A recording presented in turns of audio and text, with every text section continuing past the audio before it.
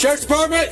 Hold on. Wait a minute. Got some search warrants for your property here. We need to come in and talk to you, all right? This is Patrick Scott. He is 59 years old, runs a small lawn care business, and has lived on the same quiet street in Arlington, Indiana, for years. The 17-year-old girl who lived directly across from him worked for him part-time, mowing lawns in the summer. All right, Patrick, so you're here today because Valerie Tindall, who's been missing or run away since June 7th, which was a Wednesday of this, right? Right.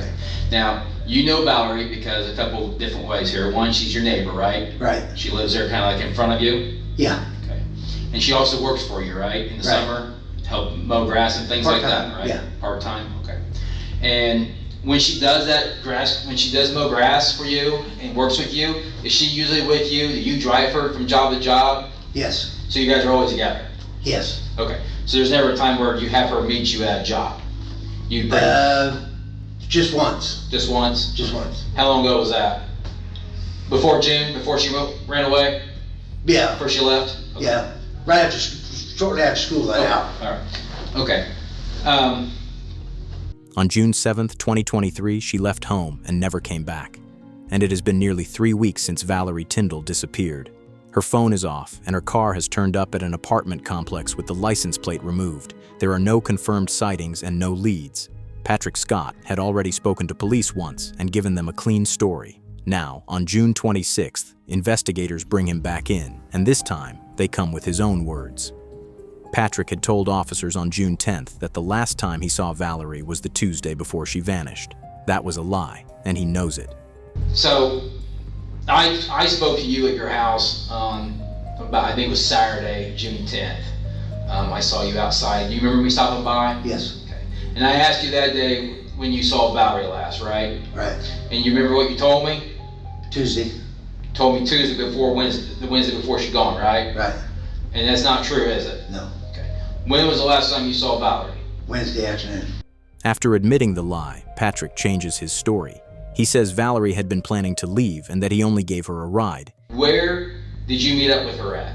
South High Gardens. South High Gardens in Shelbyville. Yes. Okay. And what were you driving at that point? I had my truck and the car both. You had the truck and the car, both at South High. South High. Right. So the what did you drive there that day? The truck. With your trailer too? Yes. Okay. How did the car get there? I had moved it there like the day before, 2 days before, Why did you do that? because she was going to take off. So you gonna give her a car to use? No. No, I was just going to give her a ride. Okay. So she called you on Tuesday? No, she told me a couple days before she was going to leave. Okay. So she had I didn't think she'd go through with it, but she did. Okay. So she planned this with you. Well, she planned it. I just You helped went her. along. You just went along. He then walks the investigators through the rest of that Wednesday. So you were already there. Were you there mowing when she showed up on Wednesday? Yes. Okay. So you're at South High Gardens mowing grass. Yes. And she shows up in her car, her green Honda Accord. Right. Okay. Then I take it you stopped mowing. Well, I was already done. You're done. Okay. And you met up with her, right? Right. And what? She got in the Ford Taurus with you, Right. and you guys left South High Gardens. Right. And left her car there, Yes. along with your truck and trailer. Yes. Okay. From there, you came back to Rush County. Is that right? Right. Okay. And on your way to Rush County, was she on her phone, using her phone? She texts a lot. She don't talk on it much. Right. But she was using her phone. Yeah, She's she communicating. texts all the time. She's right? doing something. Yes. Okay. And did you know where you was taking her before that day? Well, I thought we was going back to Rushville, but we stopped in Homer's where we went to. Okay, so she had you stop in Homer. Yes. And in Homer, Patrick says, she got out and got into someone else's car entirely. And what happened in Homer? She got out of the car and got in with another guy. Okay. He says that he then turned around and drove straight home to Arlington. And then from there, when you dropped her off, where did you go? I went back to the house. Went back to the house. Your house. My house. In Arlington. Yes. Okay. That was the last time you seen her? When I dropped her off, yes. That's the last time you talked to her? That was the last time I talked to her. He wants investigators to believe the moment she stepped into that blue car was the last he ever saw of her. But there is a problem with that ending. Valerie's car did not stay at South High Gardens. Someone drove it to a second apartment complex, backed it into a space, and removed the license plate. That someone had mowing contracts at both locations. When investigators confront Patrick about the car, he admits he moved it on Thursday, the day after Valerie disappeared. Now I know that I know you mow grass. You sit over at Berwick Apartments, right? Okay. Right. Which is where her car was found at. Right. That's where her car is at. Now, how did her car get there again? I moved it there Okay. So when did you move the car there? Thursday. Thursday. So you drove over to South High Gardens. Right. What were you in that day? Truck. Your truck and trailer? Truck and trailer. Okay, and you still went to South High and you moved her car to Berwick. Yes. Then the detective lays down something Patrick cannot talk his way around. Investigators subpoenaed Valerie's phone records from T-Mobile. The last known location of her device before it went dark was not Homer. It was back in the direction of Arlington. And just before the phone shut off, one final message was sent. I know where her phone was at during that day, during that time, before it was shut off. Right. And it was shut off closer to Arlington, not Homer. Okay. Right. All right. And she actually sent a message just before she shut it off, and that put her closer to Arlington. Okay. She sent a message? Yeah. So it's very important right now that you tell me the truth, that she wasn't with you at that point. No, she wasn't with me. Okay. Because here's the deal. I mean, if you're helping her, No. if you have been helping her, this is the time to stop and now tell us where she's No, at. I have not helped her.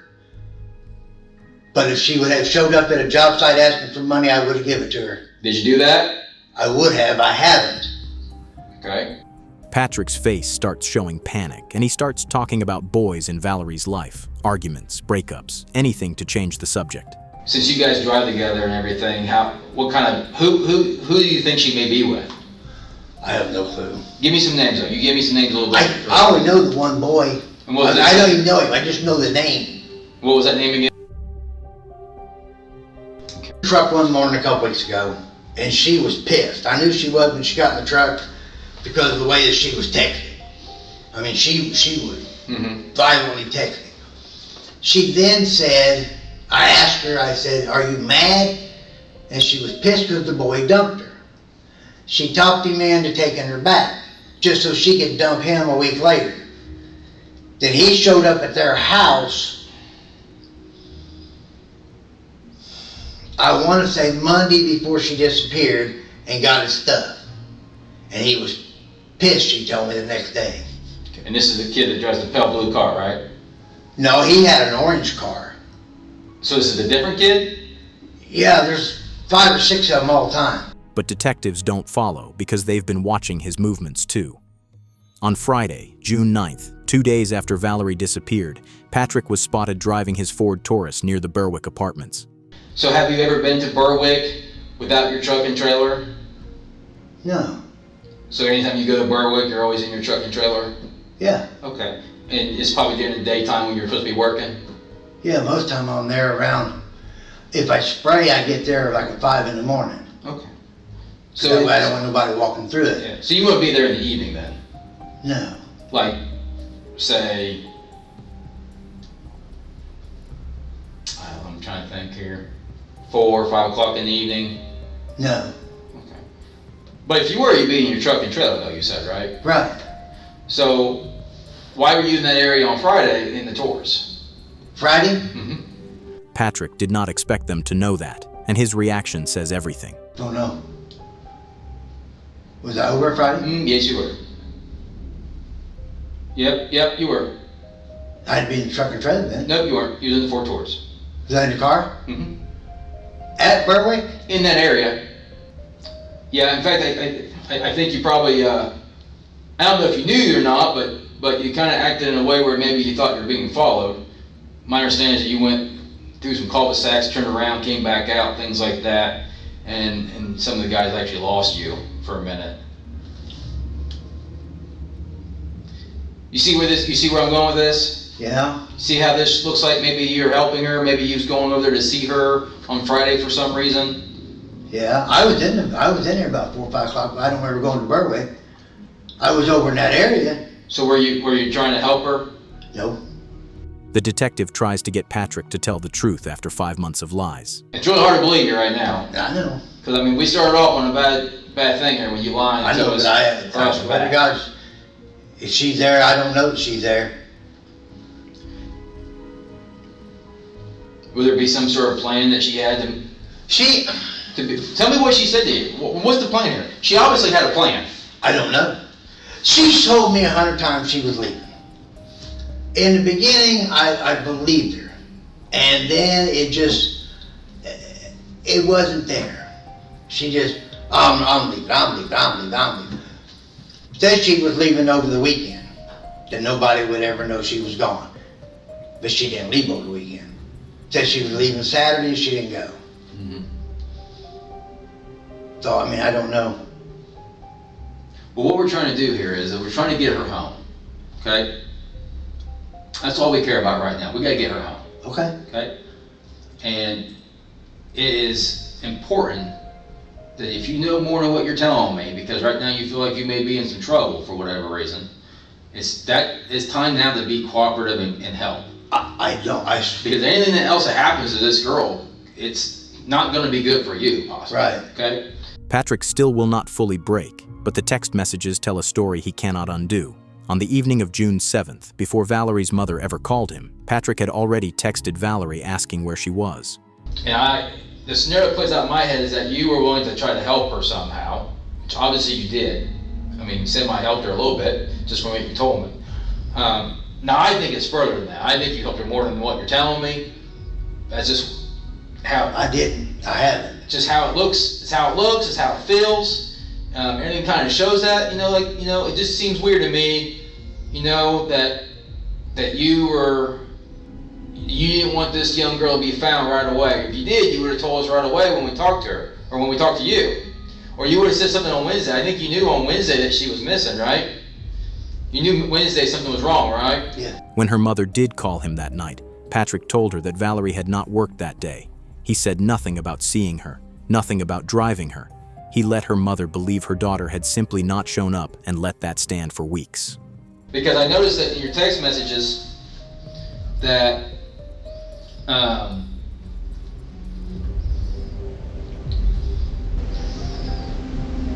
me find it here real quick.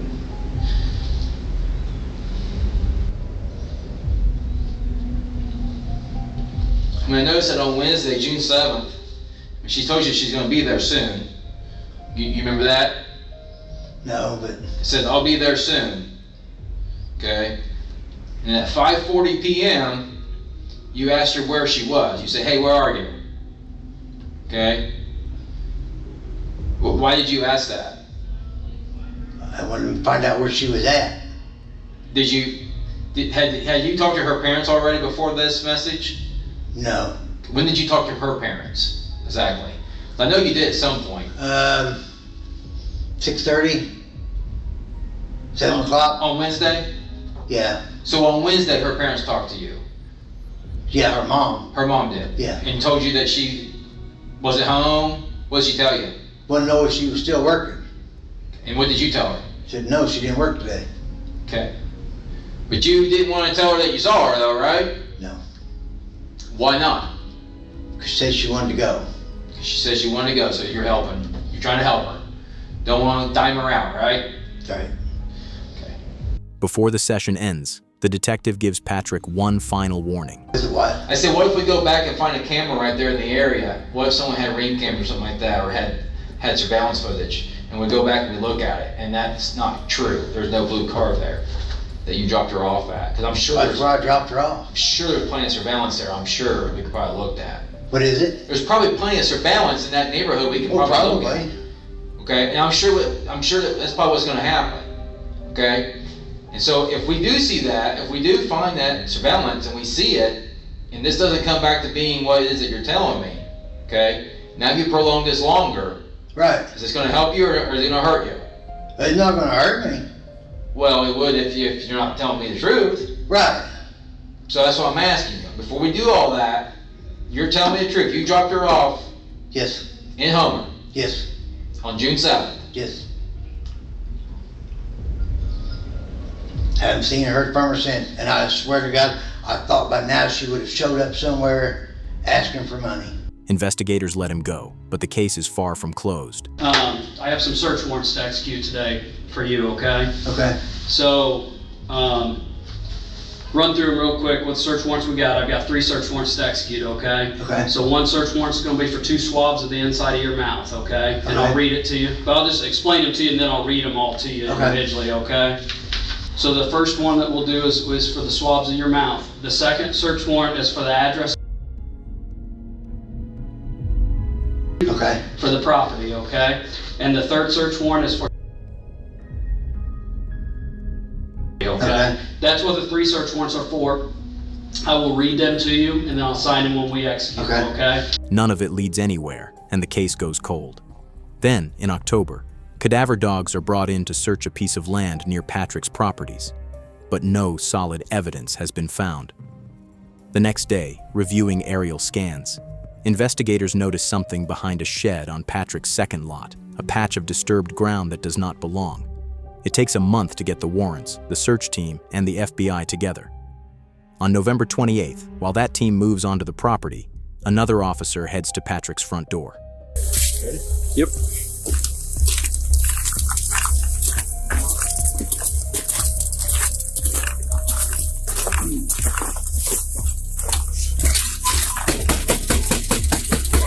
Sheriff's Department! Just chill, just chill. We're not gonna knock it. Just chill. We're not gonna kick it in. They'll come to it.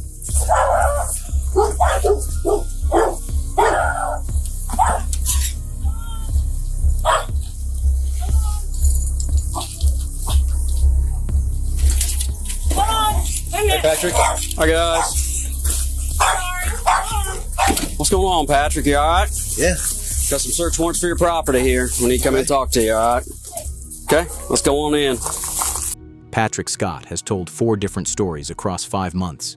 Each one was carefully built to keep him one step removed from the truth. But this time, when the detective walks into the room, he is not there to ask questions. I think deep down you love Valerie, and I know you love your family, okay? So I decided that when I come in that door just now, that I'm gonna give you an opportunity to explain the why, okay? Because we have her in the box, okay? Wrapped up multiple times, taped up in the box of the OSB and the 2x4s that you bought, next to the box that we talked to you earlier about that had the videos in it. Had what? Had the videos in it. We got her in the box next. So you know we have found her. And I didn't want to bluff you on that. I wanted you to know that. And as you're sitting there tearing up, wanting to cry, all right? The detective tells Patrick that it is now the time for closure. I'm going to read you your rights. This is the opportunity for you to explain the why. At your residence, we have you, Linda, and Elizabeth are the 3 adults that live on that property. Okay? Own the properties. Let me rephrase that. Because it's at that storage shed. It's not the house. So you, Elizabeth, and Linda live there. You are the 3 that have access to that property. Okay? You are the 3 that have the potential to bury Valerie Tindall. Patrick, today's the day. The family deserves this closure. And you deserve this closure. Do you hear me? You deserve this closure. And after 5 months, Patrick Scott began to talk. Well, I do. I mean, What happened to Valerie? Valerie got carried away. Doing what? Huh? Doing what? Doing what? Mm-hmm. Just lay it out to me. Lay it out to me. What happened to her? She tried to blackmail me into buying her a car. Okay. And what happened? She thought she was going to seduce me and it wasn't going to happen. Things just got carried away. He frames it as a confrontation he did not start. What'd I do to her? What'd you do to her? Tell us what you did to her. Strangled her. With what? A belt. Okay. And then what'd you do with it? I moved her into the office Okay. How long was she in there? till the next day. Okay. The detective keeps pressing. Patrick fills in the details of where it happened, how it ended, and what he knew when it was over. All of it said in a flat, steady tone. You left her in the office till the next day. Then what happened? Then when I got home the next day, I just made that box. Okay. What about the hole? The hole was already dug. But it wasn't for that, it was because I was going to throw concrete in it. What about the other box? Just put in it. Well, did you build 2 that day? No, just built one. So you strangled her. What room were you in when you strangled her? Back there by my bedroom. Like in that little entryway? Had you and Valerie been in a relationship? Never. Okay. So you said she tried to seduce you for the car. Well, explain to me what happened. She was wanting to come on to me. Did she say she was going to get you in trouble, or? Yeah, she was going to tell everybody that I was making moves on her. Okay. I wasn't going to have it. Okay. It just, things got out of hand. Then the detective asks what happened next, and Patrick answers that too. So explain to me what happened there in that room. Like, how did you get the belt on her? I was fighting her off and I took it and threw it around her. Why were you guys fighting? Because she was trying to take her clothes off. Okay. And it wasn't going to do it. Okay. And then you guys got in a fight? Yeah, kind of a pushing and shoving thing right there. Okay. And then you took your belt off, and then what happened? I put it around her neck and I held on to it till she quit. Okay. The next day, Patrick built a wooden box. He wrapped Valerie in black plastic sheeting. He sealed it shut, loaded it onto a dolly, and moved it to the second property he owned a few houses away. He placed it into a hole that was already in the ground, covered it up, and went back to his life. After all of this, he continued his life normally. He talked with Valerie's parents and told the detectives that she had run away with a boy. When news broke that Valerie had been found and Patrick had confessed, her family spoke to the press. There was a hole there, and we thought she was out there somewhere. There was a hole, and it's never going to be filled. It's like half your family's gone.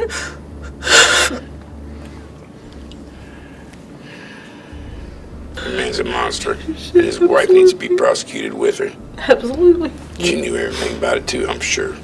Patrick Scott was sentenced to 57 years in the Indiana State Penitentiary after accepting a plea agreement. Valerie Tindall was 17. She had just started turning her life around and wanted a future beyond her small town, but she never got the chance.